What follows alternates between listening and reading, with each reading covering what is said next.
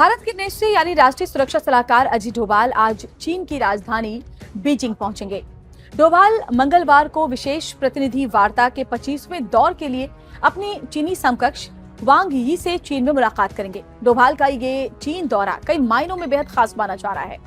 हाल ही में अरुणाचल प्रदेश के जगहों के नाम बदलने को लेकर दोनों देशों के रिश्तों में फिर से तनातनी दिखी है। इस बीच डोभाल का बीजिंग दौरे पर खास नजर रहेगी। मिली जानकारी के मुताबिक बीजिंग के इस दौरे में अजीत डोभाल सीमा विवाद पर भारत चीन के विशेष प्रतिनिधियों की बातचीत में चीन के विदेश मंत्री वांग यी के साथ हिस्सा लेंगे। मीडिया रिपोर्ट्स के मुताबिक डोभाल और वांग मंगलवार को विशेष प्रतिनिधि वार्ता के 25वें दौर में शामिल होंगे। डोभाल और वांग दोनों ही सीमा वार्ता प्रक्रिया के लिए तय विशेष प्रतिनिधि हैं।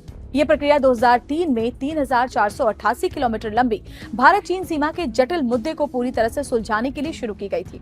हालांकि सीमा विवाद को सुलझाने में इसे सफलता नहीं मिली, लेकिन दोनों तरफ के अधिकारी इस व्यवस्थित प्रक्रिया को अलग अलग मोर्चे पर दोनों देशों के बीच बार बार होने वाले तनाव को दूर करने के लिए एक उपयोगी साधन मानते हैं। ये बातचीत इसलिए भी जरूरी है क्योंकि चीनी राष्ट्रपति शी जिनपिंग की भारत यात्रा से ठीक पहले ये हो रही है।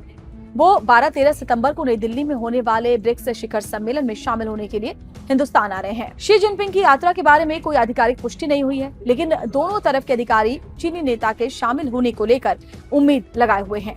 शिखर सम्मेलन से इतर प्रधानमंत्री नरेंद्र मोदी के साथ उनकी बैठक भी उस दौरान हो सकती है, जिसमें द्विपक्षीय संबंधों को आगे बढ़ाने की पहलों पर चर्चा की जा सकती है।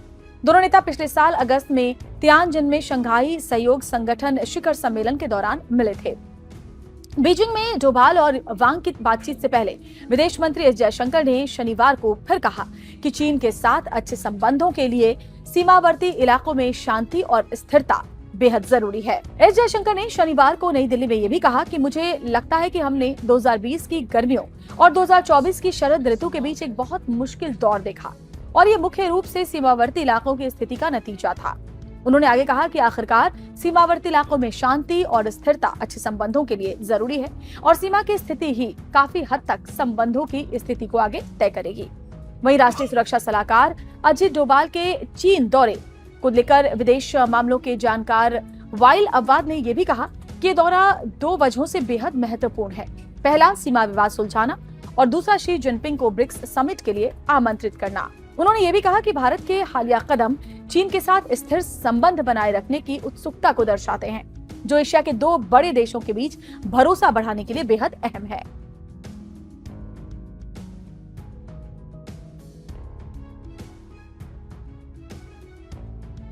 वाइल अब्बाद का मानना है कि भारत ने जो कदम उठाए हैं वो इस बात का साफ इशारा है कि भारत चीन के साथ स्टेबल रिश्ते बनाए रखने के लिए बहुत उत्सुक है। हालांकि दोनों पक्षों के बीच 100% सहमति नहीं हो सकती है और मतभेद बने रहेंगे। अब्बाद ने यह भी कहा कि ये कदम एशिया के दो बड़े देशों के बीच भरोसा बढ़ाने के लिए बेहद महत्वपूर्ण माना जा रहा है।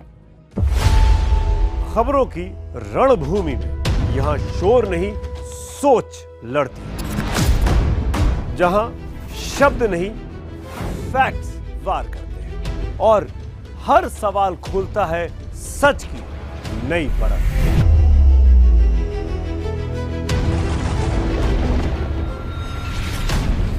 चक्रव्यूह आपके अपने सुमित अवस्थी के साथ सोमवार से शुक्रवार शाम 6:57 पर टाइम्स नाउ नव भारत पर।